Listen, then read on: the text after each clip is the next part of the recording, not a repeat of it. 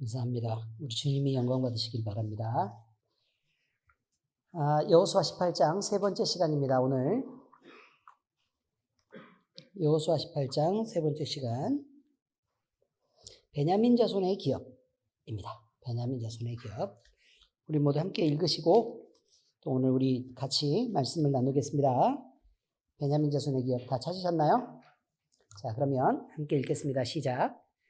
베냐민 자손 지파를 위하여 그들의 가족대로 제비를 뽑았으니 그 제비 뽑은 땅의 경계는 유다 자손과 요셉 자손의 중간이라.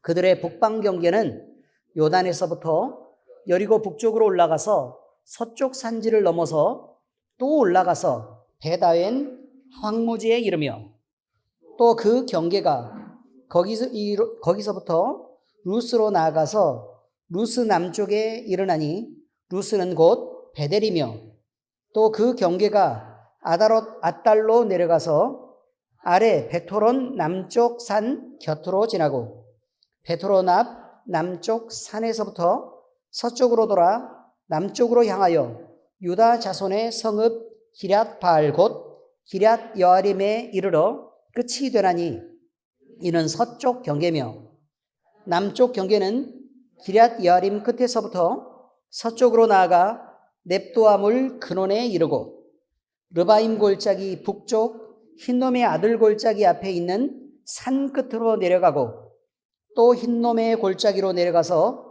여부스 남쪽에 이르러 엔로겔로 내려가고 또 북쪽으로 접어들어 엔세메스로 나아가서 아둠민 비탈 맞은편 글릴롯으로 나아가서 루벤 자손 보한의 돌까지 내려가고 북으로 아라바 맞은편을 지나 아라바로 내려가고 또 북으로 벳호글라 곁을 지나서 요단 남쪽 끝에 있는 염의 북쪽 해만이 그 경계의 끝이 되나니 이는 남쪽 경계며 동쪽 경계는 요단이니 이는 베냐민 자손이 그들의 가족대로 받은 기업의 사방 경계였더라. 베냐민 자손의 지파가 그들의 가족대로 받은 성읍들은 여리고와 베토글라와 에메크시스와 베다라바와 스마라임과 베델과 아임과 바라와 오브라와 그발암모니와 오브니와 게바인이 12성읍과 또 그 마을들이며 기브온과 라마와 브에롯과 미스베와 그비라와 모사와 레겜과 이르르엘과 다랄라와 셀라와 엘렙과 여부스 곧 예루살렘과 기브앗과 기랴시니 14성읍이요 또 그 마을들이라. 이는 베냐민 자손이 그들의 가족대로 받은 기업이었더라. 아멘. 자, 본문 말씀은요, 베냐민 지파가 분배받은 땅의 경계와 성읍들을 말하고 있는 내용입니다. 쭉 보니까 결론으로 정리하면 그 요단에서부터 시작해서 여기가 요단강이 이렇게 있죠? 요단강이 있는데 요단을 어느 쪽으로 건너요? 여기서 동에서 서로 이렇게 건너었죠? 요단에서부터 시작해서 염해 있는 데를 기준으로 해서 이렇게 지금 갈랐잖아요. 이렇게 갈라서 위쪽은 누가 차지하고 있고요? 요셉 지파가 차지하고 있고 아래쪽은 누가 차지해요? 그 유다 지파가 차지하고 있죠. 그런데 그 사이에 자기들이 분배받은 땅이 갈라졌었는데 갑자기 그 사이에 누가 끼어들어요? 베냐민 지파가 끼어들었으니까 위에서도 조금 양보하고 아래에서도 양보해서 그 사이에 요만큼 베냐민 지파의 땅이 생겼다. 이제 그렇게 얘기를 하고 있는 것입니다. 어렵지는 않죠? 그런데 거기는 이제 한 중앙 땅 아닙니까? 그죠? 한 중앙 땅이니까. 그런데 베냐민은 야곱이 사랑했던 아내 라헬의 그 큰아들은 누구였고요? 요셉이었고 요셉의 동생은 누군데요? 베냐민이죠. 그러니까 그 둘밖에 없었던 거죠. 둘밖에. 그래서 어떤 의미에서 보면 요셉 지파의 아래다가 붙여놓은 거고, 그렇죠? 그 다음에 가장 강성한 두 지파의 사이에다가 끼워 넣어서 보호받게 그렇게 만들어 놓은 것이 어디다? 베냐민 지파다. 이런 의미가 되겠습니다. 그런데 그러니까 지금 우리가 생각을 할 때는 우리가 그 베냐민 지파를 생각할 때는 여러 강성한 지파들이 베냐민 지파를 품었다. 이제 이렇게 생각을 할 수 있잖아요. 그죠? 그 시편 말씀을 보면 시편 68편 27절 거기에는 그들을 주관하는 작은 베냐민과 유다의 고관과 그들의 무리와 스불론의 고관과 납달리의 고관이 있도다. 이런 표현이 있는데 자, 이게 무슨 표현으로 쓸 수 있는 거냐면 베냐민은 작은 요셉이다. 이렇게 쓸 수 있다. 이제 그런 의미예요. 의미적으로 얘기할 때는 그래서 어디에 속해 있느냐 또는 어느 지파의 보호를 받느냐에 따라서 너는 내 동생이라고 표현하는 그런 표현들을 자꾸 쓴다는 거죠. 그래서 성경에서 표현한 것처럼 베냐민 지파를 이렇게 보호하려고 했었다라는 거죠. 자, 그런데 이스라엘의 모든 지파와 형제들이 그랬듯이 베냐민에게는 모세의 입을 통한 예언의 약속이 분명히 있었겠죠. 그죠? 그 베냐민 지파에는 그러면 무슨 약속이 있었고, 그 다음에 그 베냐민 지파에게 하나님은 그러면 그 미래를, 베냐민 지파의 미래를 어떻게 하기로 하셨느냐라는 부분이 나오는데, 신명기 33장 12절에, 모세의 입을 통한 예언이 나와요. 자, 베냐민에 대하여서는 함께 읽겠습니다. 시작. 베냐민에 대하여는 일렀으되 여호와의 사랑을 입은 자는 그 곁에 안전히 살리로다. 여호와께서 그를 날이 마치도록 보호하시고 그를 자기 어깨 사이에 있게 하셨도다. 어깨와 어깨 사이는 어딘데요? 어깨는 어디가 어깨예요? 여기 어깨죠. 그 다음에 다른 쪽 어깨는요? 여기 있죠. 어깨와 어깨 사이는 뭔데요? 가슴에 품었다는 얘기예요. 어깨 사이에 품었다는, 근데 왜 어깨 사이라고 표현할까요? 가슴은 힘이 없잖아요. 어깨는요? 힘이 있죠. 그러니까 그 강한 힘으로 어깨와 어깨 사이에, 가슴에 이렇게 품고 있다는 얘기를 표현할 때 어깨 사이에 품었다. 이렇게 지금 쓰는 거예요. 그러니까 얼마나 고급스러운 표현이냐고요. 어깨 사이에 품었다. 의미를 아시겠죠? 그러니까 엄청 강한 힘이 있다. 여호와의 엄청 강한 힘이 있는데 그가 요셉이 형이었지만, 베냐민의 형이었지만 요셉을 의지해서 그 힘을 의지해가지고 나는 형한테 붙어 있을래? 라는 의미로 그렇게 살게 하지 않으시고 누가 직접 그를 품었다고요? 여호와께서 그를 날이 마치도록, 그러니까 그의 평생 동안에 하나님이 그를 품었다라고 지금 표현하고 있는 게 바로 베냐민 지파예요. 그래서 그의 사랑을 입고 있기 때문에 가슴에 품고 그를 안전하게 지키시면서 살게 하셨다라는 표현이 신명기에 그렇게 나온다는 거죠. 자, 그 다음에 또 한편으로 보면요, 유다 지파의 위쪽에, 그러니까 바로 옆에 자리하게 되었습니다. 근데 그것은요, 자, 이게 왜 중요하냐면 베냐민 지파는 원래 요셉 지파 쪽으로 속해 있어야 되잖아요. 그죠? 그런데 이제 솔로몬의 그 대제국의 시대가 끝나고 이제 남왕조와 북왕조로 이렇게 나눠지게 되는 그때에 베냐민 지파가 어디에 속하게 됐느냐가 되게 중요한 거예요. 그러면 우리가 생각할 때는 어느 쪽으로 속해야지 맞는 것 같아요. 대충 보니까 요셉 지파 쪽으로 속해야지 맞는 것 같죠. 그런데 베냐민 지파는 어느 쪽으로 속하냐면 유다 지파 쪽으로 속해서 남유다 쪽으로 가요. 신기하죠? 남유다 쪽으로 가요. 그래서 결국 그가 어떤 영화를 누리게 되는 거냐면 예루살렘을 보호하고 그 다음에 그 솔로몬의 성전을 지키는 데에 힘을 보태게 되는 주역이 되죠. 이거 얼마나 중요하냐 이 말이에요. 북왕조는 단 한 왕도, 단 한 명의 왕도 하나님을 온전히 섬긴 왕이 존재하지 않아요. 근데 남왕조 쪽은 성전도 있고 그 다음에 다윗의 정통성을 이은 왕조이기 때문에, 정통성을 이은 왕조이기 때문에 거기에서는 하나님을 섬기는 신실한 왕들이 몇 명이 등장을 하죠. 이게 그러니까 이게 더 중요한 의미가 있다는 거죠. 그래서 그렇구나. 그래서 베냐민 지파는 어느 쪽으로 갔구나? 예, 유다 쪽으로 가서 남유다 쪽에 속하는 지파로 그렇게 움직이고 있었구나라는 것을 우리가 기억하는 것도 이제 중요하다 이거죠. 그래서 우리는 이런 생각을 해요. 위쪽 지파는 몇 지파가 갔냐면 무려 10지파가 움직여요. 10지파가 움직인다고요? 10지파가 움직이는데 아래쪽 지파에는 겨우 몇 지파만 있겠어요. 겨우 2지파만 남아서요. 위쪽 지파에 북이스라엘이 되고 아래쪽은 남유다가 되죠.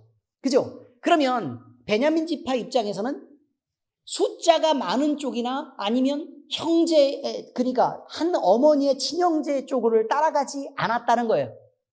그죠? 그러면 세상의 세를 따라가는 것도 아니었고, 그 다음에 혈육의 정을 따라서 선택한 것도 아니었다. 누구를 따라 선택했다?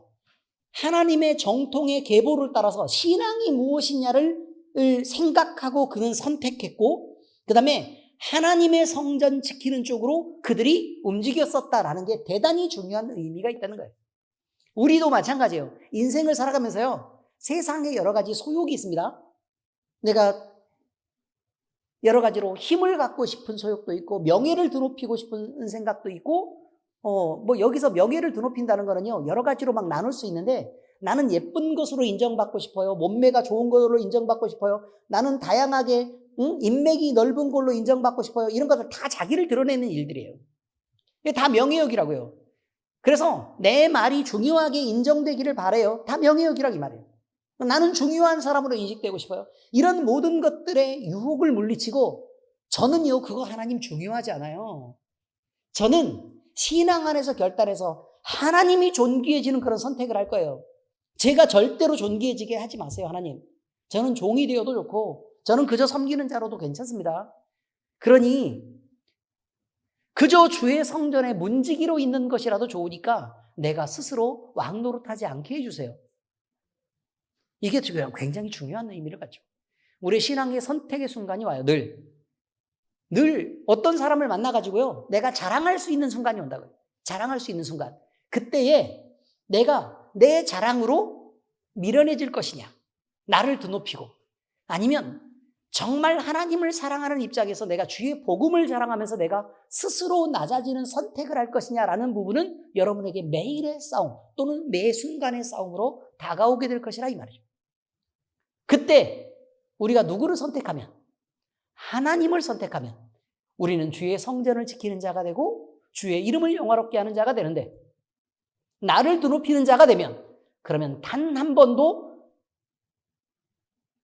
그런 생각을 갖고 살면 단 한 번도 온전히 하나님을 섬기지 못하고 나만 섬기며 살다가 그렇게 죽게 되는 시간이 결국 올 수밖에 없는 거 아니냐라는 거죠. 많이 안타깝고 아쉬운 일입니다. 그러므로 여러분, 우리는 늘 하나님의 성전을 지켜내는, 예배하는 하나님의 성전을 지켜내는 자가 되어야 하고, 내 자신의 영화나 아니면 내 자신의 이름, 내 자신의 가치나 아니면 내 존재에 대한 것을, 내 이름의 존재에 대한 것을 드높이려고 나는 사는 사람이어서는 안 되겠다, 그런 말이죠.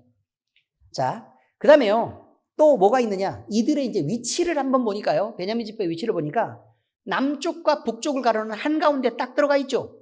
중앙에 들어간 거예요. 그러면 가나안 땅의 남북을 서로 이어주는 지정학적 요충지에 있었다라는 의미일 거다 이 말이죠. 지정학적 요충지. 자, 그러면 이게 무슨 말이냐? 지정학적 요충지. 우리나라가요, 지정학적 요충지래요. 이게 뭐냐는 얘기죠. 그럼 여기는 지금 러시아가 이렇게 있어요. 러시아 있고, 여기는 중국이 이렇게 있고, 그럼 여기는 일본이 이렇게 있고, 여기 사이에 한반도가 있는데, 이거 끊어가지고 위쪽으로는 가지도 못하니까 섬 같은 나라, 어디가 있다고요? 대한민국이 지금 요 아래에 지금 이렇게 조그맣게 지금 그렇게 차지하고 있는 거란 말이죠. 근데 그 대한민국이 세계에서 어마어마하게 강한 지금 힘을 발휘하고 있어요. 뭐 무기도 그렇고, 그 다음에 여러 가지 첨단 과학도 그렇고, 뭐 여러 가지 그 질서나 문화나 이런 모든 것들에서 엄청난 힘을 발휘하고 있으니까 아마 한반도가 생긴 이래에 가장 힘이 있었던, 그러니까 대한민국을 제외하고 가장 힘이 있었던 시대를 언제라고 보는 거냐면요, 삼국시대로 봐요. 삼국시대. 신라에 금이 얼마나 많았으면, 원래 비단길이라는 거 아시죠? 그 비단길의 시작점이 신라예요. 그 다음 백제는 또 문화적으로 어마어마하게 강성하죠. 고구려는 싸움을 잘했어요, 또. 그죠? 그러니까 그 삼국시대가 문화적으로 가장 부했던 시대라고 본다, 그 말이에요. 근데 그때는 서양에서도 신라를 알아줄 만큼 대단한 나라였었고, 그 다음에 신라 저기 누구 수로 부인 아시죠? 수로 부인. 그러니까 외국 여자가 들어와서 왕비가 될 만큼 대단히 무역이 발달했던 그런 시대가 있었다는 거예요. 그리고 백제 쪽을 보면 막 저기 이 고인돌 막 엄청 많잖아요. 그죠? 그러니까 아랍 쪽하고 거의 같은 문화를 가진 해양 민족들이 그쪽으로 그 백제 있는 쪽으로 해서 엄청나게 많이 활동을 했던 것으로 그렇게 알려지는 그런 전성기가 있는데요. 그런데 그것과 비교해도 지금 현재 대한민국이 가장 강성해요. 그것과 비교해도 밀리지 않는다 이 말이에요. 전 세계에서 제일 힘 있는 시대에 우리가 그 시대의 최전성기를 지금 살고 있어요. 물론 이 다음 세대는 우리보다 더 힘이 있을지도 모르지만 어쨌든 지금까지 중에서는 우리는 최강이에요. 의미를 아시겠죠? 자, 그런데 역사적으로 거짓말을 자꾸 하는 경우들이 생겨요. 생각해 보세요. 수로 부인은 어디 사람이라고요? 어쨌든 외국 사람이죠. 아랍 쪽의 사람이에요. 아랍 쪽 사람이라고. 자, 그러면 생각을 한번 해보세요. 우리나라가 단일 민족일 수 있어요? 단일 민족일 리가 없죠. 왜요? 지정학적 요충지라면서. 지정학적 요충지의 뜻은 뭔데요? 사람들이 생전 가보지도 않는 곳이다. 아니면 많이 왔다 갔다 한다. 많이 왔다 갔다 하는데 무슨 수로 피가 안 섞이냐 그 말이에요. 그러니까 말 자체가 틀린 거라 그 말이에요. 우리나라는 지정학적 요충지에 있어서 막 엄청 중요한 역할을 하고 있고 그런데 단일 민족을 유지하고 이게 말 자체가 틀려먹은 거라 이 말이에요. 이 사람은 뭐하고 똑같은 거냐면 엄청 밝고 외향적인 사람인데 생전 사람을 만나지 않는다. 이런 말하고 똑같은 말이에요. 이해가 잘 되세요? 이게 잘못된 거란 말이에요. 잘못된 거. 자, 그러면 지정학적 요충지라는 게 그런 뜻이라 그랬죠. 사람들이 많이 왔다 갔다 해야 된다. 자, 그런데 지금 베냐민 지파가 차지한 땅이 뭐라고요? 지정학적 요충지라고요. 그럼 중요한 땅이에요? 안 중요한 땅이에요? 중요한 땅이죠. 그럼 사람들이 노려요? 안 노려요? 당연히 노리겠죠. 당연히 노리겠죠. 바로 옆에 예루살렘이 있어요. 그러면 공격하러 들어오려고 그러면 어디를 타고 들어와야 돼요? 베냐민 지파의 땅. 당연하지 않습니까? 남쪽과 북쪽으로 움직이려고 그러면 어딜 지나가야 돼요? 베냐민 지파의 땅. 그래서 그들의 땅은 늘 전쟁이 있는 거예요. 왔다 갔다 할 때 늘 지정학적 요충지가 있기 때문에 늘 전쟁이 끊이지 않아요. 그들의 대로는 여러 민족들이 다니는 길이었다 그 말이에요. 이제 의미를 이해하시겠죠? 그러면 이 사람들이 마음을 잘 먹고 나는 남쪽과 북쪽의 우리 형제들을 서로 연결시키는 역할을 해서 우리가 가운데 있으니까 이쪽 저쪽으로 잘 연결해서 우리를 서로 화평하고 화합하게 하는 그런 일로 우리가 쓰여야겠다라고 생각을 하고 결정하고 그렇게 쓰이면 화평의 도구로 자기들이 쓰일 수 있었겠죠. 무슨 의미인지 아시겠어요? 근데 만약에 우리 땅으로 감히 누가 지나가라고 텃세를 부리기 시작하면 위쪽과 아래쪽을 끊어버리는 역할을 하겠죠. 또 그 두 가지 역할을 할 수 있었다는 거예요. 그냥 할 수 있었다. 그 다음에 전쟁이 막 일어나는데 막 다윗이 한참 활동하면서 막 이렇게 다닐 때에는 이 땅을 많이 지나다녔겠고 당연히 그렇겠죠. 그 다음에 뭐 블레셋 같은 군대들이 또 노략하러 막 이게 치고 들어올 때는 바로 베냐민 지파의 땅을 치고 들어오면서 전쟁이 많이 일어났으니까 어쨌든 성경 안에서도 대단히 중요한 땅을 그들이 차지하고 있었다라는 것을 우리는 이해할 수 있다 그런 말이에요. 자, 그래서 이제 이 땅이나 도로나 이런 것들은 이제 대단히 전략적인 요충지가 된다고 얘기했죠. 그런데 이제 야곱의 예언이 이제 중요하게 이제 대두가 돼요. 한번 보세요. 베냐민 지파를 평화의 지파다라고 말했었는가 이거죠. 근데 야곱의 예언에 따르면 이스라엘의 예언에 따르면요. 베냐민은 물어뜯는 일이라 여기 썼어요. 물어뜯는 일이다. 그러면 그 지정학적 요충지에서 역할을 잘했다 아니면 좀 안 좋게 역할을 했다. 안 좋게 역할을 할 수밖에 없는 성격을 가졌다 이런 얘기예요. 자, 창세기 49장 27절 함께 읽겠습니다. 시작. 베냐민은 물어뜯는 일이라. 아침에는 빼앗은 것을 먹고 저녁에는 움킨 것을 나누리로다. 그러니까 맨날 빼앗아야 되고 자기가 차지하려고 움켜쥐어야 되고 하는 그 지파가 바로 뭐냐면 베냐민 지파였다 이 말이에요. 자, 그러면 이 사람들은 다른 사람들과 서로의 소통이 되려고 했을까요? 아니면 막아서 자기들이 잘났다고 의스댔을까요? 자기들 스스로 잘났다고 의스대는 그런 사람이었다 이 말이에요. 자, 그런데 베냐민 지파의 사람 중에 왼손잡이 사사 에훗이라는 사람이 있어요. 그러니까 이게 대표적인 활동들을 지금 보는 거예요. 에훗. 자, 사사기 3장 15절에서 22절까지 같이 읽겠습니다. 시작.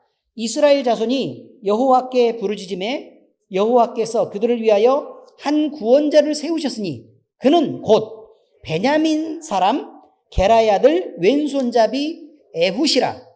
이스라엘 자손이 그를 통하여 모압 왕 에글론에게 공물을 바칠 때에 에훗이 길이가 한 규빗 때는, 여기 한 규빗은 얼마만큼 길어요? 한 규빗은 팔 하나 길이라고 얘기했죠? 팔 하나 길이. 그런데 저는 팔이 짧은 편이니까 여기서 요 정도만큼이라고 생각을 하면 되는데, 그러면 딱 어느 정도 칼이냐면 사시미 칼 정도 딱 돼요. 대충 이해하시겠죠? 어느 정도 칼이라고요? 사시미 칼 정도 되는데, 그것을 그의 오른쪽 허벅지 속에 차고, 그럼 이게 오른쪽 허벅지니까 허벅지 속으로 찼으니까 다리 길이하고 팔 여기 길이 중에 다리 길이가 일반인들은 좀 길죠. 저는 별 차이를 못 느끼지만 팔 길이하고 다리 길이 중에 누가 더 길어요? 보통 사람은 다리가 길잖아요. 그렇죠? 보통 사람은 다리가 길어요. 그러니까 길이가 딱 들어가면 여기 딱 붙여놓으면, 안쪽으로 딱 붙여놓으면 그냥 불편하지 않게 사시미 칼이니까 딱 이렇게 붙겠죠. 대충 이해가 되셨어요? 자, 그렇게 붙였다 이 말이에요. 허벅지 옷 속에 차고 공물을 모압 왕 에글론에게 바쳤는데, 공물을 바치러 에글론 왕에게 들어갔다 이 말이에요. 에글론은 매우 비둔한 자였더라. 에글론은 매우 비둔한 자였더라. 그러면 비둔한 자란 뜻이 뭐예요? 아유, 이게 뚱뚱하고 둔했다 이런 말이죠. 뚱뚱하고 둔했다. 자, 계속합니다. 시작. 에훗이 공물을 마치기를 마친 후에 공물을 메고 온 자들을 보내고 자기는 길갈 근처 돌 뜨는 곳에서부터 돌아와 이르되, 왕이여, 내가 은밀한 일을 왕에게 아뢰려 하나이다 하니. 자, 이제 이렇게 됐어요. 보세요. 비둔한 자가 앉아있다 이 말이에요. 그러니까 공물을 막 바쳤어요. 그러니까 얼굴을 막 이렇게 내밀고 이렇게 얼굴을 자꾸 보여주고 했겠죠? 이해가 잘 되세요? 그리고 나서 인사 잘하고 이제 인상 좋게 돌아갔다 이 말이에요. 돌아가서 저기만큼 가다가 길갈 근처에 가서 다시 돌아온 거예요. 다시 돌아왔어요. 뭘 차고요? 오른쪽 허벅지에 뭘 붙이고? 네, 칼을 붙이고. 근데 그는 오른손잡이였다고 왼손잡이였다고요? 왼손잡이요. 그러니까 칼을 꺼내기가 쉬웠겠죠. 대충 이해가 잘 되시죠? 그래서 오른쪽에 붙인 거예요. 그리고 돌아와서 내가 왕을 보고 긴히 아랠 일이 있습니다. 이렇게 비밀스럽게 할 얘기가 있습니다. 이렇게 얘기한 거예요. 그래서 왕이 명령하여 조용히 하라 하매 모셔 선자들이 다 물러간지라. 그러니까 옆을 좀, 주변을 좀 물리쳐 주시면 제가 비밀에 대해서 얘기를 좀 해야 되는데, 그러면서 에훗이 그렇게 했다 그 말이에요. 자, 에훗이 그에게로 들어가니, 그래서 가까이 와라 라고 얘기하니까 귀 쪽으로 가까이 이렇게 가서 왕이여 라고 얘기했다 이 말이죠. 왕은 서늘한 다락방에 홀로 앉아있는 중이라. 왜 서늘한 다락방에 홀로 앉았겠어요? 뚱뚱하고 사막지형이고 그러니까 더워 죽겠어. 이해가 잘 되시죠? 그러니까 서늘한 쪽으로 그냥 홀로 앉아있었다 이런 말이죠. 자, 에훗이 이르되 내가 하나님의 명령을 받들어 왕에게 아를 일이 있나이다 하며 왕이 그의 좌석에서 일어나니 에훗이 왼손을 뻗쳐서 그의 오른손 허벅지 위에서 칼을 빼어 왕의 몸을 찌르매 칼 자루도 나를 따라 들어가서 그 끝이 등 뒤까지 나갔고 그가 칼을 그의 몸에서 빼내지 아니하였으므로 기름이 칼날에 엉겼더라. 이 뚱뚱한 놈이 결국 찔렀는데 이렇게 긴 걸로 찔렀으니까 몸을 뚫고 나와서 등까지 뚫고 나왔다 이런 얘기죠. 근데 얘가 기름이 얼마나 많았던지 그게 기름에 엉켜서 빠지지도 않게 됐다. 뭐 이런 말입니다. 그러니 자, 베냐민 지파 사람 왼손잡이 사사 에훗, 성격이 어땠다 이 말이에요? 과감하게 사람을 죽일 수 있는 사람이었다 이런 말이죠. 자, 그 다음에 레위 사람의 첩을 윤관하여서 욕보여 죽인 일로 행해진 기브아의 전투, 요걸 얘기하는데 이게 기브아의 전투라고 얘기하는데 이게 무슨 말이냐면 레위 사람의 첩이 있었다 이거예요. 그럼 레위 사람이 잘한 일일까요? 잘못한 일일까요? 레위 사람은 뭐 하는 사람이에요? 제사장 지파죠. 그죠? 하나님을 예배하는 지파인데 이 사람이 뭘 두고 있었다고요? 첩을 두고 있었다. 이것부터 잘못한 거예요. 이것부터. 그런데 자, 이제 어떤 사연이 있었는지 사사기를 한번 보면 20장 19절에서 23절까지 읽어보세요. 시작. 이스라엘 자손이 아침에 일어나 기브아를 대하여 진을 치니라. 이스라엘 사람이 나가 베냐민과 싸우려고 전열을 갖추고 기브아에서 그들과 싸우고자 하매 베냐민 자손이 기브아에서 나와서 당일에 이스라엘 사람 2만 2천 명을 땅에 엎드렸으나 이스라엘 사람들이 스스로 용기를 내어 첫날 전열을 갖추었던 곳에서 다시 전열을 갖추니라. 이스라엘 자손이 올라가 여호와 앞에서 저물도록 울며 여호와께 여쭈어 이르되 내가 다시 나아가서 내 형제 베냐민 자손과 싸우리이까 하니 여호와께서 말씀하시되 올라가서 치라 하시니라. 자, 베냐민 자손이 기브아에서 나와서 이스라엘 사람 얼마를 주겠다고요? 2만 2천 명이나 주겠다고요. 생각해 보세요. 문제는 레위 사람의 첩이 있었는데 베냐민 지파 사람들이 기브아에서 베냐민 그 레위 사람이 오니까 이 사람을 내놓으라고 얘기를 한 거예요. 내가 이 사람과 서로 상관하겠다. 이게 무슨 말이냐면 남색으로 남자들과 함께 호모섹스를 얘기하는 거예요. 지금 의미를 아시겠어요? 그렇게 하겠다라고 이 사람을 내놓으라고 얘기하니까 이 사람 저기가 뭐라고 얘기를 했냐면 결혼하지 않은 딸들도 있고 그다음에 이 사람의 남자의 첩도 있으니 레위 사람의 첩도 있으니 너희가 이 사람을 데려가다가 그냥 뭐 알아서 해라 라고 얘기를 하니까 밤새도록 윤간을 한 거예요. 그래가지고 이 사람이 레위 사람의 첩이 그렇게 모욕을 당하고 죽었네. 그러니까 레위 사람이 그 첩의 시체를 들고 집으로 돌아가서 12조각을 내서 이스라엘 각각의 지파에 보내요. 그러면 시체를 이렇게 훼손하는 건 큰 문제가 있는 거죠. 어마어마한 일이에요. 근데 이스라엘 지파 그럼 누구는 머리만 받고 누구는 팔만 받고 막 이렇게 했겠죠. 얼마나 무서운 일이냐 이 말이에요. 근데 너무 억울해가지고 이렇게 해서 보낸 거예요. 베냐민 지파 사람이 내 첩을 윤관을 해가지고 이렇게 만들었는데 너희들이 지금 하나님 앞에서 가만히 있는 게 말이 되냐? 라고 얘기를 하면서 레위 사람이 그냥 그렇게 이스라엘에게 가만히 있을 일이냐? 라고 얘기를 한 거예요. 나 억울하다. 라고 얘기한 거죠. 근데 레위 사람은 무슨 힘이 있어요? 레위 사람 자체로서는 힘이 없죠. 왜냐하면 예배만 드리도록 돼 있는 건데 무슨 힘이 있겠어요? 근데 이스라엘이 이제 모입니다. 모여가지고 베냐민 지파를 치려고 하는 거예요. 근데 치려고 해봐도 형제 베냐민을 치는 것은 말이 안 되는 거예요, 지금. 우리가 우리 형제를 죽이다니. 이게 말이 안 되는 거죠. 근데 다 모여서 전쟁을 막 이렇게 하려고 막 서로 대치해 있는 상황에서 베냐민 지파 사람들이 내려와가지고요, 2만 2천 명을 도륙을 해버려요. 이해하시겠어요?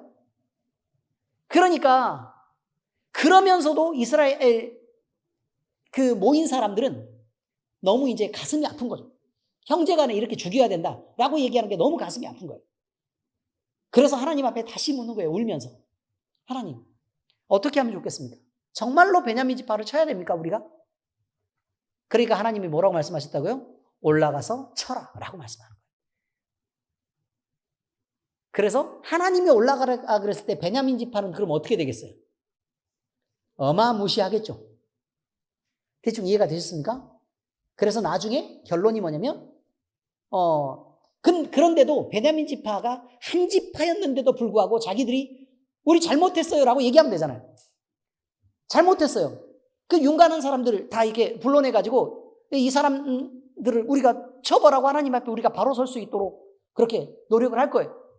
이게 돌이킬 테니까 우리를 용서해 주세요 라고 얘기하면 이스라엘도 용서하려고 했을 거란 말이에요. 그런데 그들은 돌이키지 않았어요. 덤벼? 좋아. 싸워. 라고 얘기하는 성격을 가졌다는 거예요. 베냐민 지파가.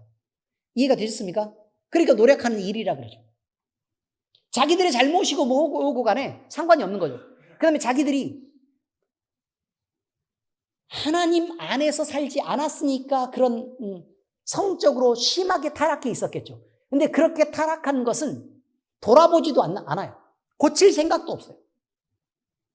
그러면서 그렇게 자기들을 공격하려고 왔어? 그래, 좋아, 덤벼 라고 얘기하고 마음껏, 그러면 그 몇 명이든 상관없어, 마음대로 덤벼 해가지고 전쟁을 하게 되는 게 바로 기브아 전투라 이런 말이죠. 그래서 이스라엘 백성들이 그걸 베냐민 지파를 치고요, 사람들이 엄청 많이 죽었을 거 아니에요, 그죠? 그래서 우리는 그 지파에게 절대로 그 지파 사람들과 결혼을 시키지 않겠다라고 맹약을 해요. 그러면 베냐민 지파 사람들은 그럼 결혼할 사람이 없잖아요. 그러면 자손을 번식을 못해서 그럼 베냐민 지파가 사라지게 된 거예요. 그래서 이스라엘 사람들이 나중에, 그러면 우리가 모른 척 할 테니 너희들이 우리 파티하고 있을 때 알아서 여자들을 훔쳐가. 그리고 우리가 딸을 안 주기로 한 약속을 깬 건 아니고 너희가 훔쳐갔으니까 그냥 괜찮을 거 아니야 라는 방식으로 해결점을 나중에 찾게 되는 그런 일들이 생깁니다. 사실 이스라엘 나머지 지파들은 베냐민 지파를 굉장히 아껴요. 여러 가지 상황을 보면. 그런데 베냐민 지파는 덤비고 마음대로 강짜를 부리고 마음대로 승질을 부리고 하는 그런 상황이 아주 많이 만들어졌었다라는 거죠. 자, 그 다음에 길르앗 야베스와 온 이스라엘 사람을 모욕한 암몬 사람 나하스를 친 사울 왕의 전투. 사울 왕의 전투가 있는데, 거침없는 성격, 사울이 베냐민 지파 사람인 건 아시죠? 사울 왕, 이스라엘의 첫 번째 왕이 베냐민 지파 사람입니다. 그런데 베냐민 지파 사람이라고 얘기할 때 힘없는 지파라고 얘기해요. 힘없는 지파. 왜 힘없는 지파가 됐겠어요? 그렇죠. 몽땅 당해가지고 이제 한참 가라앉아 있으니까 힘없는 지파죠. 자, 사무엘상 1장 6절 7절입니다. 함께 읽겠습니다. 시작. 사울이 이 말을 들을 때에 하나님의 영에게 크게 감동되매 그의 노가 크게 일어나 한결이의 소리를 잡아 각을 뜨고 전령들의 손으로 그것을 이스라엘의 모든 지역에 두루 보내어 이르되 누구든지 나와서 사울과 사무엘을 따르지 아니하면 그의 소들도 이와 같이 하리라 하였더니 여호와의 두려움이 백성에게 임함에 그들이 한 사람같이 나온지라. 그러니까 성질 하나는 한 성질 하죠. 그죠? 이제 베냐민 지파 사람들이 그랬다는 거예요. 자, 그래서 성격적으로는 굉장히 거칠었다. 그 다음에 싸움을 굉장히 좋아하는 호전적인 성향을 가졌다. 그 다음에 자기 고집에 한번 빠지면 남하고 타협할 줄 모르는 사람들이었다. 그래서 화평의 도구로 쓰이는 것보다는 그냥 전쟁하고 싸우고 덤비면 죽이고 하는, 자기 입장을 고수하고, 그래서 그 입장을 위해서는 그것이 죄든 뭐든 간에 살피지 않고 그냥 무조건 싸우고 덤비고 하는 그런 성향을 가진 사람들이었다라는 얘기를 지금 하고 있는 것입니다. 자, 어쨌든 그렇습니다. 12절에 등장하는 벳아웬이라는 게 있습니다. 벳아웬이라는 게 있는데 베델 동쪽 가까이에 위치한 성읍입니다. 한 10km쯤 떨어져 있는 거라고 보인다 그래요. 베델은 뜻이요, 하나님의 집이란 뜻입니다. 베델은 누가 붙인 이름입니까? 야곱이 붙인 이름입니다. 베델의 원래 이름은 뭐예요? 루스죠, 루스. 그죠? 루스. 자, 그런데 하나님의 집이어야 될 베델에 베델이 있는데 그 지역이 너무 우상을 섬기고 우상을 제사하고 하는 쪽에 뭐라고 하죠? 뭐 본부 같은 걸로 쓰이는 거예요. 그러니까 너무 우상이 심하게 있어요.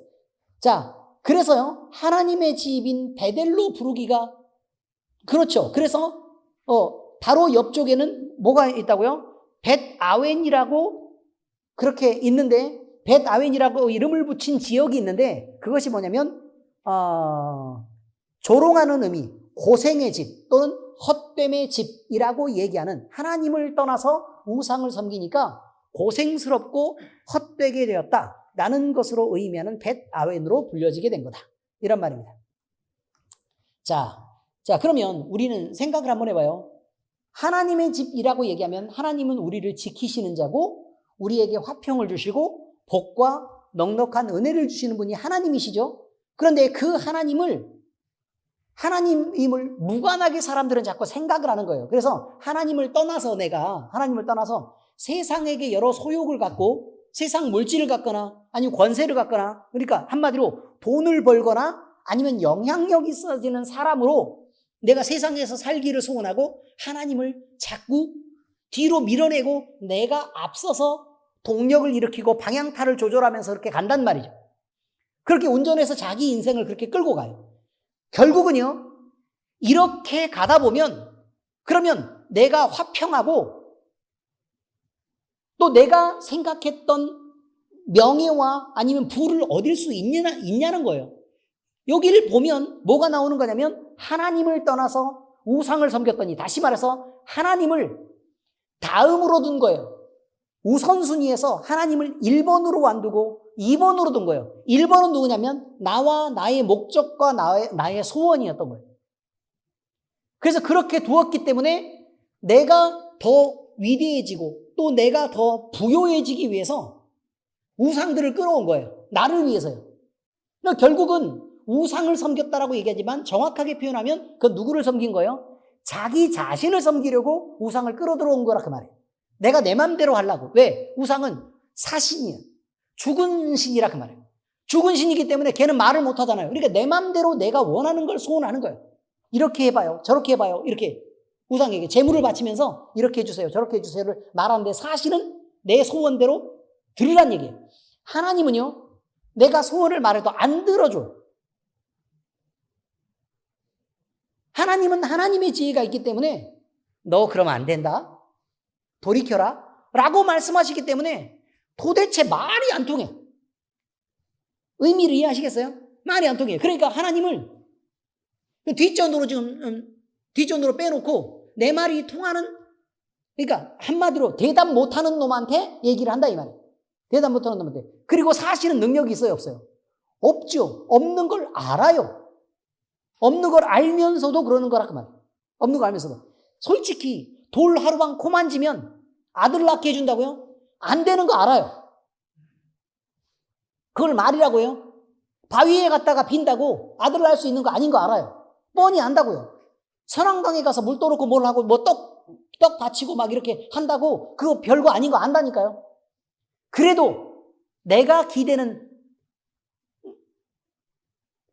내 소원이 내가 아들 낳는 것이기 때문에 그냥 그거라도 하는 거예요. 이해되셨어요?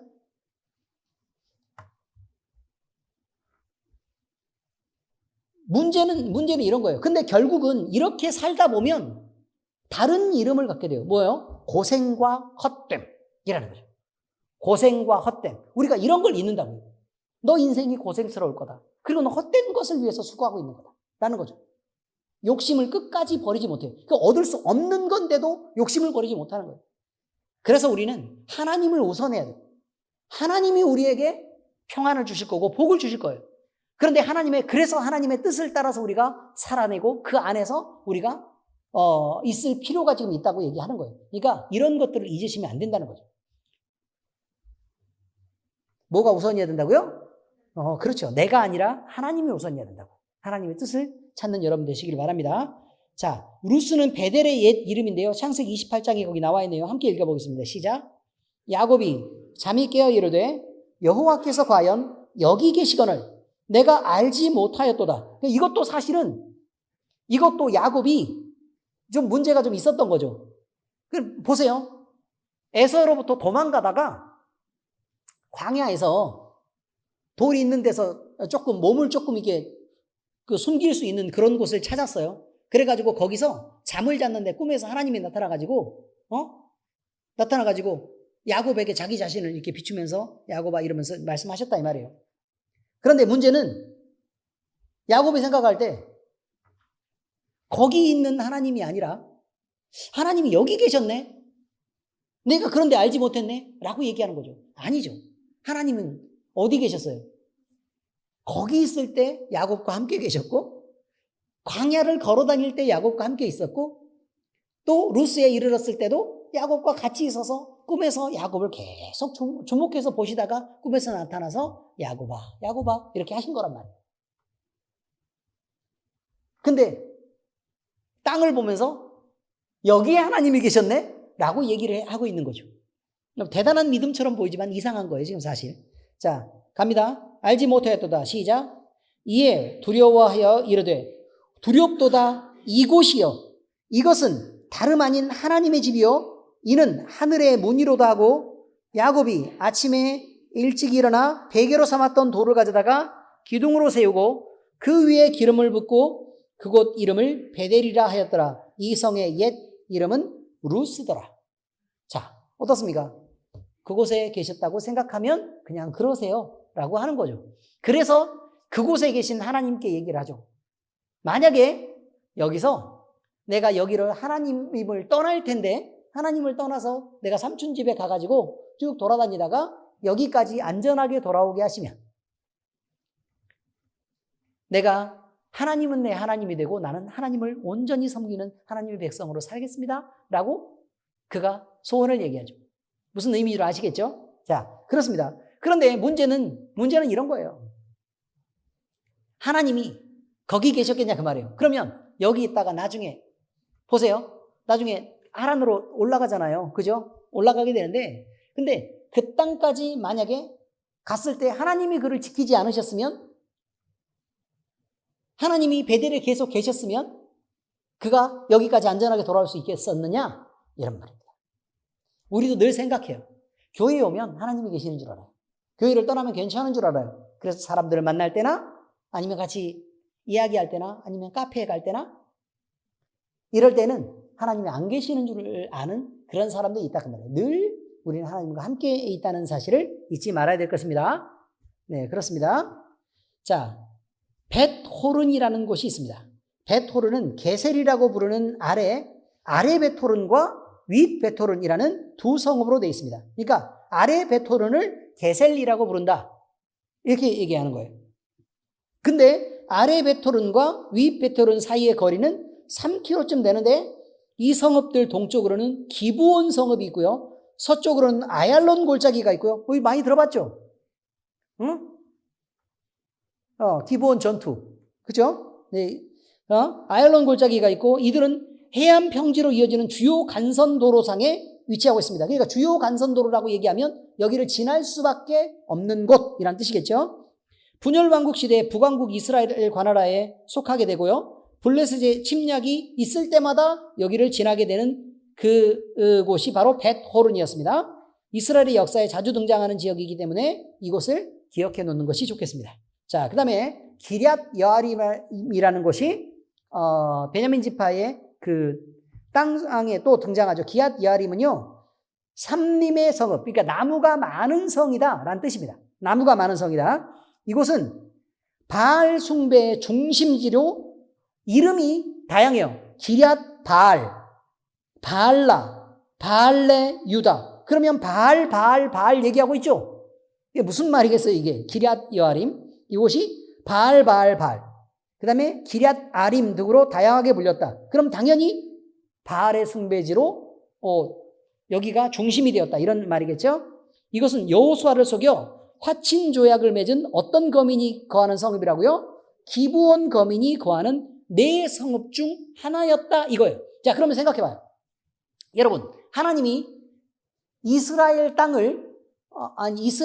가나안 땅을 정복을 할 때 거기에 있는 거민들과 화친을 맺으라 그랬어요? 하지 말라 그랬어요? 하지 말랬죠. 존말할 때 하지 마라고 얘기했죠. 근데 여호수아는 신중하지 않았죠. 그래서 기브온 거민들이 왔을 때 어떻게 했어요? 화친을 맺었죠. 이해가 되셨어요? 그 결과 그들이 살던 네 개의 대표적인 성읍 중 하나인 기럇 여아림이 어떻게 됐냐 그 말이에요. 바알 숭배의 중심지였다 이 말이에요. 그러니 그 바알 숭배하는 중심지를 가나안 땅 한중간에 그냥 딱 박아놓게 된 결과를 만들게 됐다 이런 말이에요. 이제 이해가 잘 되십니까? 그래서 아니 사람을 어떻게 하나님은 사람을 다 도륙해서 호흡 있는 건 다 죽이라고 얘기하냐고. 하나님 너무 잔인한 거 아니야?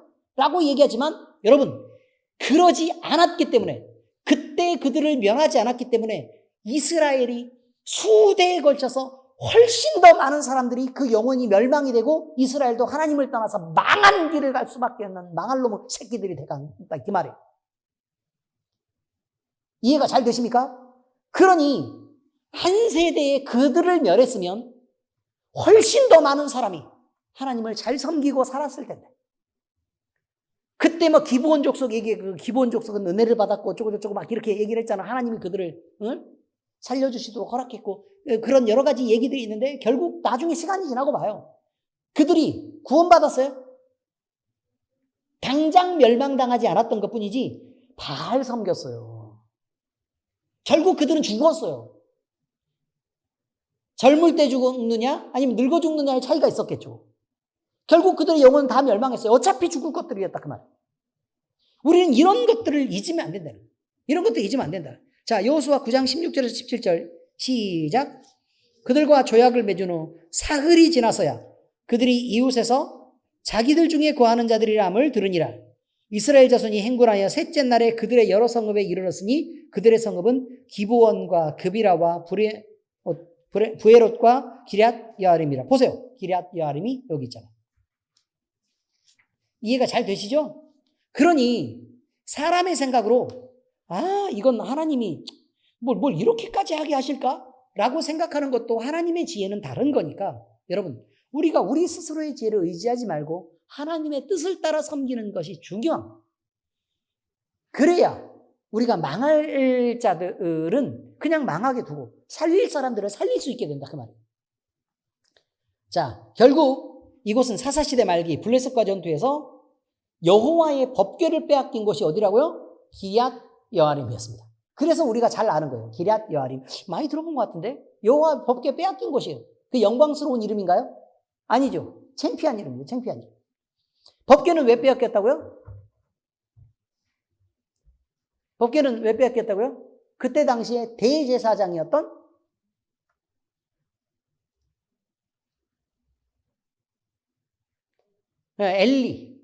엘리가 범죄했기 때문에. 이해됐습니까? 범죄하고 하나님을 떠났기 때문에 하나님이 그를 심판해서 법궤를 빼앗기게 했다 그 말이에요. 자, 르바임 골짜기라는 게 또 나옵니다. 르바임 골짜기. 근데 여기서 이제 성경에서 골짜기라고 나오면 우리나라 사람들이 생각을 할 때는 맨날 우리나라 산을 먼저 생각하는 골짜기, 산하고 산 사이에 깊이 패여가지고 이렇게 물이 간신히 흐르는 그 골짜기라고 생각을 하는데 여기서 말하는 골짜기는 성경에서 말하는 골짜기는 뭘 말하는 거냐면 이렇게 있어서 요 사이를 얘기하는 게 이렇게 M자가 있어서 요 사이를 얘기하는 게 아니고 이 M자가 아니라 이렇게 요 산과 요 산이 조금 벌어져 있으면 땅이 생기겠죠. 그래 안 그래요? 좀 벌어져 있으면 사이에 땅이 생기겠죠. 더 많이 벌어져 있으면 넓은 땅이 생기겠죠. 많이 벌어져 있으면 많은 땅이 생기겠죠. 이해가 되셨어요? 안 되셨어요? 근데 우리나라처럼 산과 산과 산과 산과 산이 이렇게 이어진 지역이 그쪽에 많지가 않아요. 이해되셨죠? 그쪽에 많지가 않다고요. 대부분은 산을 만나기가 어려워요. 그냥 다 언덕인 거예요, 언덕. 자, 그런데 골짜기라고 얘기하면 산하고 산이 이렇게 있는데 그 사이에 넓은 평야 지역이 있는 거예요. 그럼 그걸 뭐라고 얘기하냐면 골짜기 이렇게 부른다 이 말. 그래서 성경에서 나오는 골짜기는 여기에 산이 있고 저쪽에 산이 있으면 요 사이를 뭐라고 부른다고요? 골짜기 이렇게 불러서 넓은 평야 지역을 의미한다. 이렇게 생각하는 게 맞다 이 말이에요. 대충 이해가 되셨죠? 그러니까 골짜기에서 전투가 있으면 무슨 북한 공비들이 와가지고 골짜기 사이로 숨어들어서 계곡 사이에서 숨어들어서 이렇게 돌아다니는 것도 아니고 전투라고 얘기하면 수백 명, 수천 명, 그죠? 그 다음에 수만 명이 모여서 전투를 하는 것이어서 이 산과 이 산 사이에 다시 말하면 어디에서요? 평야 지역. 다시 말하면 성경의 표현대로 말하면 골짜기에서 여기 이쪽과 저쪽에서 어떻게 됐다고요? 전쟁을 하겠다 그 말이에요. 그래서 아얄론 골짜기 위에 태양아 머물라 이게 있는 거예요. 아셨죠? 자, 그래서 어쨌든 이 넓은 평야 지역에서요 다윗과 블레셋은 치열한 전투를 여러 번 치르고요 르바임이다 라고 얘기하는 르바임 골짜기니까 르바임이다 라는 것은요 장대하다 라는 뜻이에요. 장대하다. 그러니까 거기에 사는 거민들은 굉장히 키도 크고 그 다음에 힘도 셌었다라는 말을 지금 하고 있는 것입니다. 그런데 그러니까 이곳에 사는 사람들을 정벌하기는 쉬웠겠어요? 어렵겠어요? 대단히 어려웠겠죠. 그죠? 근데 이 르바임 골짜기 역시 우상 숭배의 진원지로 후일에 솔로몬이 이곳에다가 몰록을 위한 산당을 지었어요. 이놈의 새끼가. 뭘 지었다고요? 몰록을 위한 산당을 지었어요. 그 몰록은 뭐 하는 건데요? 아이들의 인신제사를 드리는 그런 것이었다 이 말이에요. 그래서 열왕기상 11장 7절 읽어보겠습니다. 시작. 모압의 가증한 그모스를 위하여 예루살렘 앞 산에 산당을 지었고 또 암몬 자손의 가증한 몰록을 위하여 그와 같이 하였다. 근데 그 몰록을 위해서 산당을 지은 그곳이 어디냐면 르바임 골짜기였다. 뭐 이런 거죠. 자, 그 다음에 남유다의 아하스 왕이라는 왕이 있어요. 근데 우상에게 분향하고 자기 자신이 어린아이들을 불태워서 몰록에게 바쳤다는 기록이 있어요. 자, 역대하 28장 3절 읽어보겠습니다. 시작. 또 흰놈의 아들 골짜기에서 분향하고 여호와께서 이스라엘 자손 앞에서 쫓아내신 이방 사람들의 가증한 일을 본받아 그의 자녀들을 불사르고 내 새끼를 태워주겠단 말이에요. 내 새끼를. 미친놈이죠. 그러지 않습니까? 자, 그 다음입니다. 이제 여부스라는 게 나오죠. 여부스 족속, 여부스 사람들, 이란 게 나오죠. 여부스는 여부스 족속이 거하는 성읍이어서, 김씨네 마을 하는 것처럼, 어쨌든 여부스 땅이 있었습니다. 자, 이곳의 지형은요, 천연 요새와 같아서 여호수아가 정복했습니다. 그러니까, 천연 요새 같다는 건 산으로 이렇게 높은 산에 이렇게 높은 산에 있고 거기에 또 넓은 지역도 이렇게 존재하고 있어서 외부에서 들어오기가 너무 어려웠다는 거예요. 외부에서 들어오기가 너무 어려웠다. 이게 여부스 족속의 땅입니다. 근데 일단은 여호수아가 정벌을 해요. 정벌을 하긴 하는데 그 땅에 이쪽 저쪽으로 이게 피난 갔던 여러 사람들이 있는데 다시 힘을 모아서 또 정벌을 다시 와. 그래가지고 그 땅을 또 여부스 사람들이 또 다시 살아요. 그렇게 살다가 후에 다윗이 이곳을 완전히 정벌해서 여기를 뭐로 하냐면 다윗성을 만들고 이스라엘 왕국의 수도로 선포하는데 이 여부스 땅이 바로 뭐냐면 예루살렘이에요. 예루살렘. 대충 이해가 되셨죠? 네, 그렇습니다. 그래서 이상하게 여부스 족속 그러면 조금 이렇게 우리가 좀 많이 들어본 것 같은 느낌적인 느낌이 드는 건 예루살렘이기 때문에 그냥 그렇다 그거죠. 자, 그래서 정리하면요, 베냐민 지파에 땅이 있는데 그 땅은 북쪽으로는 요셉 자손의 남쪽 경계에 위치해 있고 요단에서 베다인 황무지에 이르는 지역이 있어요. 자, 그 다음에 서쪽으로는 베토론에서 기럇 여아렘에 이르렀고 남쪽으로는 기럇 여아렘에서 요단 하구에 이르는 지역이었는데 그 남쪽 경계는 유다 지파하고 만나고 있었다. 뭐 이런 거예요. 베냐민 지파의 지경 내에서는 모두 26개의 성읍과 인근 촌락들이 자리 잡고 있었고 땅은 대단히 많이 비옥하였고 예루살렘에 인접하고 있어요. 그게 엄청 중요한 거예요. 예루살렘에 인접하고 있고 가나안 중심에서 지정학적 요충지로 자리 잡고 있었습니다. 정리하니까 그래요. 그들의 땅에는 산지와 골짜기와 평야와 황무지 등의 다양한 지역이 있는데 물이 나오는 샘의 근원들도 거기에 여러 개가 있었던 것으로 나옵니다. 자, 이것을 보면요. 그들은 하나님을 섬기려고 맘만 먹으면 얼마든지 예루살렘 가까이에서 마음껏 하나님을 섬길 수 있는 좋은 조건들을 갖고 있었습니다. 그 다음에 지정학적 요충지에 있었기 때문에 사람 사이에 화평하려고 하면 얼마든지 그 중심에 서서 서로를 조율하면서 얼마든지 화평할 수 있는 역할을 할 수 있도록 그들은 자리를 잡았었던 게 맞다 이 말이에요. 그러나 그들의 조상들이 하나님을 만났던 그 거룩한 땅을 우상을 섬기는 땅으로 만들었고 형제들의 중간에 끼어서 이기적으로 다투고 분쟁과 싸움을 일삼아서 자기 자신만 내세우는 그런 성향을 가진 세력으로 자라갔다 이런 말이죠. 그래서 하나님을 빼버리면 가나안도 싸움터가 된다는 것을 그들이 스스로 보여주었고 하나님을 거부한 인생이 온갖 결핍에 시달리고 분쟁과 불행과 왜곡과 죄로 인해서 망해갈 수밖에 없다는 것을 베냐민 지파가 스스로 증명한 지파라 이 말이에요. 그러므로 하나님은 무지하고 불안정한 우리 인생에게 모든 상황에서 하나님을 깊이 생각하라고 말씀하시는 거예요. 하나님을 빼지 마라. 하나님을 생각해라. 우리도 얼마든지 평화를 줄 수 있는 평화의 사자로 쓰일 수 있습니다. 얼마든지 하나님을 섬기는 거룩한 백성이 될 수 있습니다. 그런데 우리 자신이 우리 자신의 사고와 내 자신을 변명하고 싶어하는 그런 곳에 깊이 빠져버리면 우리는 하나님도 버리고 결국 나와 겨우 내 식구 이런 것들밖에 챙길 수 없는 그런 미련한 그리스도인이 되어서 결국은 나도 망하고 집안도 말아먹고 기업도 망하고 그렇게 살 수밖에 없는 삶을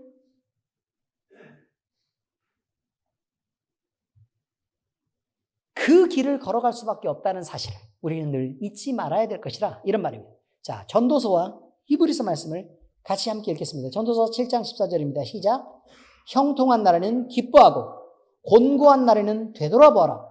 이 두 가지를 하나님이 병행하게 하사 사람이 그의 장래일을 능히 헤아려 알지 못하게 하셨느니라. 장래일을 모르니까 어떻게 한다 그 말이에요. 하나님을 생각하고 의지할 수밖에 없게 되었다 이런 말이죠. 그래서 너 형통하냐? 그러면 기쁘지? 그러면 그때 누구를 생각해라? 하나님을 생각해라. 곤고하고 힘이 들고 괴롭냐? 그러면 힘들지? 그럼 누구를 생각해라? 하나님을 생각해라 라고 얘기하는 거예요. 하나님을 생각해라. 자, 히브리서 3장 1절 시작. 그러므로 함께 하늘의 부르심을 받은 거룩한 형제들아, 우리가 믿는 도리의 사도이시며 대제사장이신 예수를 깊이 생각하라 이런 말이에요. 어느 때요? 너희가 형통한 날에, 그리고 기뻐할 때, 곤고한 날에, 힘들 때 늘 예수를 깊이 생각하라 이 말입니다. 기도하겠습니다. 하나님 아버지, 베냐민 지파가 얻은 땅이 가나안 땅의 한 중심부에 위치해 있고 지정학적 요충지에 있으며 다양한 산과 골짜기와 들판과 높은 또 귀한 여러 가지 지형들을 갖고 있는 땅을 소유하게 되었던 것을 우리는 알게 되었습니다. 그들이 맘만 먹으면 마음껏 하나님을 예루살렘 가까이에서 섬길 수 있었고 그들이 맘만 먹으면 얼마든지 형제와 형제 사이에 평화를 줄 수 있는 평화의 사자로 마음껏 쓰일 수 있었지만 그들은 그들 자신이 스스로 선택한 그 길이 우상을 섬기는 길이었고 또 형제 사이의 화평이 아니라 그들 자신을 인정받으려고 싸움을 거는 일이었던 것을 우리는 보게 되었습니다. 하나님 아버지, 우리는 베냐민 지파처럼 그렇게 내 자신만 생각하면서 망해가기를 원하지 않습니다. 하나님의 거룩한 자녀로서 고급된 품성을 잃지 않도록 우리 하나님께서 우리를 지키셔서 우리가 평화의 사자가 되고 또 여러 사람에게 화평과 그리스도를 향한 기쁨을 주는 자들이 될 수 있도록 주께서 우리를 이끌어 주시고 또 하나님을 예배하되 마음껏 주님 가까이에서 예배하는 자녀로 온전히 우리를 세워주시옵소서. 우리는 이것들을 늘 선택하게 하시고 우리가 기쁜 중에나 또 형통한 중에 우리가 슬픈 중에나 곤고한 날에 늘 우리 주님, 우리 예수님을 늘 깊이 생각하는 자들이 될 수 있도록 하나님이여 우리의 마음을 이끄시옵소서. 우리 스스로 선택한 그 길이 우리를 망하게 하는 길이 아니라 우리를 형통하게 하고 복되게 하는 길을 선택할 수 있도록 주여 우리 마음속에 지혜를 더하시옵소서. 이 모든 말씀 우리를 사랑하시고 구원하신 우리 주 예수 그리스도의 이름으로 감사하며 기도합니다. 아멘.